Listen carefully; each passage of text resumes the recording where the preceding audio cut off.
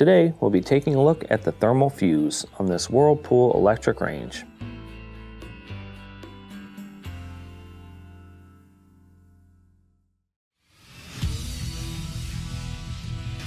Be sure to visit ApplianceVideo.com, where you will find thousands of repair videos on the latest technology. And for a limited time, you can save big on an annual membership and take advantage of all of our premium benefits. ApplianceVideo.com. Do it right the first time. Stop. Before beginning any repair, always be sure to disconnect the power to the appliance. It is also recommended to test the outlet for the proper voltage. You will need the following tools to complete this repair.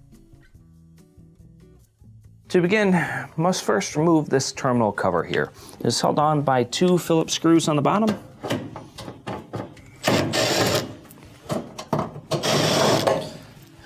Once we take these out, you want to slide down on the plate, pull out, and set it to the side. Next, we'll need to remove the upper rear panel. There are multiple Phillips screws around it that'll have to be taken out.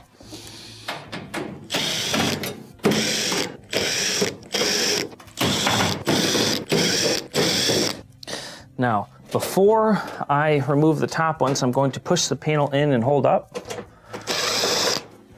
Let's take the first one out.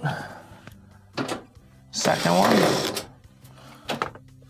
You'll want to lift out on the panel, pull down, and set it to the side. Now that we have the top panel removed, we have clear access to the thermal fuse back here. Now the main reason why you would need to access this component is if the unit is not heating.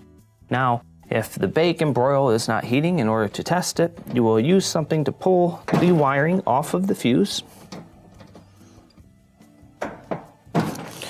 And then you'll test for continuity between these 2 terminals here. If it has continuity, that means that it is good. If it does not have continuity, that means that it is bad. In order to replace it, you have 1 Phillips screw directly in the center that is holding it on. Pull this out, pull out the fuse, and set it to the side. When installing your new thermal fuse, I would recommend putting the screw inside first, and then lining it up. Since it is behind the wiring, sometimes it's hard to hold. Just keep it to the side like it was. We will plug back in our wiring. Now we can reinstall the top panel. When reinstalling your top rear panel, you're going to bring it in at an angle and it will slide in the middle, but stay out on the end. So let's have that side in. We'll leave this side out, lift up. Let's get our first screw and start to put it in and tighten it up.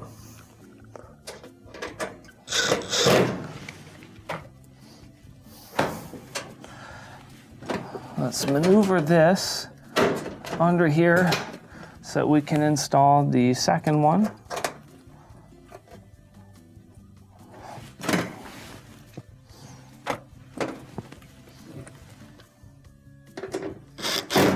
And that should hold your plate so we can go around the remainder of the perimeter and install the others.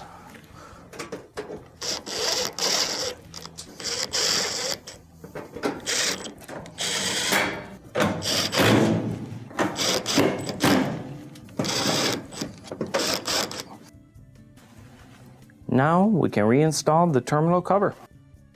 When reinstalling your terminal cover, we will want to put all of these stakes inside the slotted spots on the oven. So put these in with them facing up. What we'll do is smack on the bottom to lift them up in place. Reinstall our 2 screws.